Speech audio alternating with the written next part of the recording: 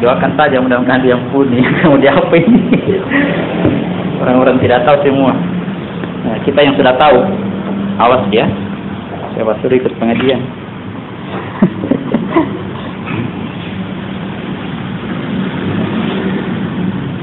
Surat 29 ayat 6. Dan barang siapa yang berjihad, maka sesungguhnya jihadnya itu adalah untuk dirinya sendiri. Sesungguhnya Allah benar-benar Maha Kaya, tidak memerlukan sesuatu. Ya, jangan berjihad untuk membela Allah. Mari kita bela Allah. Firman Allah diinjak-injak. Apa itu, apalagi itu? Lemahnya itu Tuhan kalau begitu. Nah kasih begini mami kalau orang maki-maki Tuhan. Beraninya itu maki-maki Tuhan. Masa kita yang mau bela? Tuhan yang kita tempatkan pada posisi yang lemah. Berjihad itu untuk diri kita sendiri. Ya, berjihad itu untuk diri kita sendiri, tidak ada urusan dengan orang. Ya, jangan mau masuk surga karena bunuh orang, bukan. Masuk surga karena merubah sifatnya orang, itu hebat. Ya, gunakan ini tadi. Ini untuk kita sendiri ini. Kita mengusahakan anak kita supaya jadi anak soleh untuk diri sendiri. Ya, kita bekerja mencari nafkah yang anak istri, tetangga, semua untuk apa itu? Untuk diri sendiri. Menuntut ilmu kemudian kita ajarkan kepada orang lain, banyak. Untuk siapa ilmu ini? Untuk diri sendiri. Bikin orang lain menjadi lebih baik daripada keadaannya sekarang, maka itu untuk diri kita sendiri. Tapi kalau kita yang menjadi penyebab orang lain mati kafir, ya tunggulah. Namanya hisab. Nafs tukar dengan nafs, jiwa ganti dengan jiwa. Yang kita matikan dan dia masuk neraka, pasti ditukar. Ya, itu hukum Tuhan. Ya, jadi berhentilah berpikir untuk bunuh orang dengan pedang. Belajar, lumpuhkan saja. harus belajar itu teknik melumpuhkan itu. Surat 40 ayat 46. Nah, ini. Siksa kubur. Kepada mereka dinampakkan neraka pada pagi dan petang, dan pada hari terjadinya kiamat. Dikatakan kepada malaikat, masukkanlah Fir'aun dan kaumnya dalam azab yang sangat keras. Siksa kubur dinampakkan kepada mereka neraka pagi dan petang, dan pada hari terjadinya hari kiamat kubur. Ini hari kiamat kehancuran alam semesta belum terjadi. Tapi kita sudah dinampakkan neraka pagi dan petang. Saat ini kalau kita mati akan dinampakkan neraka pagi dan petang. Kita melihat diri kita di situ disiksa, diapai. Kita sendiri yang merasakan tersiksa. Pernah mimpi buruk kita melihat diri kita di situ dipukul atau dicambuk, padahal orangnya lagi baring-baring di tempat tidur. Apa yang kita rasakan? Sakitnya itu dicambuk, sakitnya itu ditikam. Sampai kalau terbang periksa dulu tadi, untung saya hanya mimpi. Coba tidak, artinya dirasakan pada waktu itu. Padahal orangnya tidur. Seperti itu siksa kubur. Ditidurkan orangnya, diperlihatkan keadaannya di neraka, dia rasakan itu. Tapi itu baru mimpi, belum hukuman, belum. Baru diperlihatkan dan dia rasakan itu. Ya, jadi kalau mimpi buruk, ya pelajari juga. Seperti itulah nanti siksa kubur. Begitu juga kalau mimpi baik, ya nikmat kubur seperti itu. Terbang, suasananya bagus, dapat ini, ya. Karena mimpi baik, dapat sepedanya disimpan di bawah kolong rumah. Wah, kita dulu masih muda, mau sekali ingin punya sepeda. Wah, dapat sepeda itu simpan di bawah kolong rumah. Begitu terbang, cepat cari bawah kolong rumah. Wah, tidak ada sepedanya. Tapi begitu dapat sepeda, wah luar biasa derang pada waktu itu. Karena mau sekali punya sepeda, padahal mimpi. Nikmat kubur seperti itu. Dikasih ini, wah enak sekali kasih. Diperlihatkan neraka pagi dan petang, itulah siksa kubur. Orang-orang yang mendapatkan siksa kubur berdoa, ya Allah, percepat hari kiamat. Saya tidak tahan dengan siksaan ini. Padahal ini baru mimpi. Selesai dibangkitkan, aslinya tersiksa.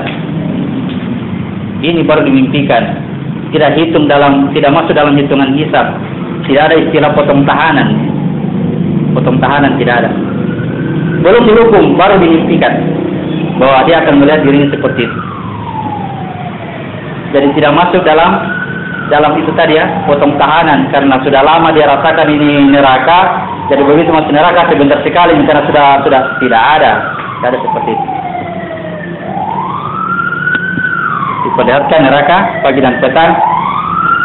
Maka diperintahkanlah kepada malaikat, wahai Fir'aun, wahai malaikat, masukkan Fir'aun ke dalam neraka. Ini Fir'aun sekarang sedang mengalami siksa kubur. Fir'aun mengalami siksa kubur. Sekarang Fir'aun diperlihatkan kepadanya neraka pagi dan petang. Pertanyaannya, di mana jasad Fir'aun? Dia sedang terlena di museum. Tempatnya sangat indah, dijaga oleh para pengawal-pengawal. Tapi dia mengalami siksa kubur. Untuk pelajaran bagi orang sekarang, jangan katakan itu disiksa itu kubur ini. Dipalu-palui dalam kubur ini jasad. Pernah dengar? Ini dipalu-palui, kalau satu kali kubur palu-palunya malaikat, remuk itu otaknya. Sampai jatuh sampai ke 7 lapis. Coba cari yang paling kafir, cari orang yang paling kafir, kuburannya baru gali. Kalau ada retak kepalanya itu berarti dipalu-palui sama malaikat. Tapi kalau tidak berarti malaikat sayang sama dia itu. Bukan ini yang disiksa, bukan. Jasadnya Firaun aman-aman di museum, tapi dia mengalami siksa kubur karena padanya diperlihatkan neraka pagi dan petang. Ya. Jangan ditakut-takuti yang kuburan di sana. Orang mengalami siksa kubur meskipun jasadnya mati tenggelam ke dasar laut, tidak ditemukan jasadnya, dia tetap mengalami siksa kubur. Orang yang mati meledak pesawatnya di langit sampai terhambur semua badannya tidak bisa ditemukan, tetap merasakan siksa kubur. Kalau dia celaka, kalau dia mati celaka. Jadi jangan hanya dipikir di kubur seperti itu.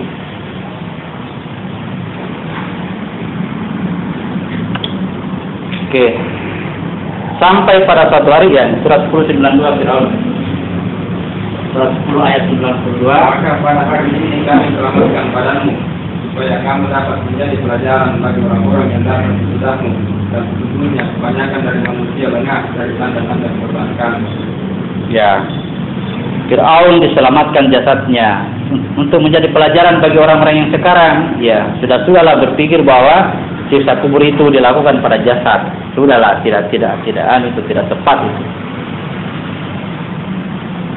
Oke, siksa kubur adalah mimpi buruk bagi orang yang mati. Nikmat kubur adalah mimpi baik bagi orang yang mati. Orang yang mati sedang ditidurkan sampai suatu hari ketika dia dibangkitkan adalah dibangkitkan dari tidurnya. 36 ayat 51-52. Dan ditiuplah sangkakala, maka tiba-tiba mereka keluar dengan segera dari kuburnya menuju kepada Tuhan mereka. Mereka berkata, aduhai, celakalah kami. Siapakah yang membangkitkan kami dari tempat tidur kami? Ya. Inilah yang dijadikan Tuhan yang Maha Pemurah dan benarlah rasul-rasulnya. Siapa yang bangunkan aku dari tempat tidurku? Masih asik-asik tidur, tiba-tiba sangkakala berbunyi, terbangunlah dia. Kalau ditanya berapa lama kamu tidur? 1 hari atau setengah hari. Paling lama 1 hari atau setengah hari. Sejak Nabi Adam sudah berapa tahun ini? Sudah bisa dibilang miliaran tahun. Nabi Adam sampai manusia terakhir, ya, sampai manusia terakhir. Begitu dibangkitkan, masa apa ini? Masa di alam barzah ini sama semua. Sama. Begitu dibangkitkan, dia hanya merasakan matinya atau tidurnya 1 hari atau setengah hari. Jadi kalau kita sekarang ini ikut pengajian, tiba-tiba sebentar ini putus nyawa, tiba-tiba langsung mati di sini misalnya, dikuburkan, tunggu hari kebangkitan 1 miliar tahun ke depan, begitu terjaga apa dia bilang, perasaan tadi saya ikut pengajian di warkop, kenapa ada di sini? Padahal sudah miliaran tahun. Sama, Adam juga begitu, mulai dari manusia pertama sampai manusia terakhir, ini sama.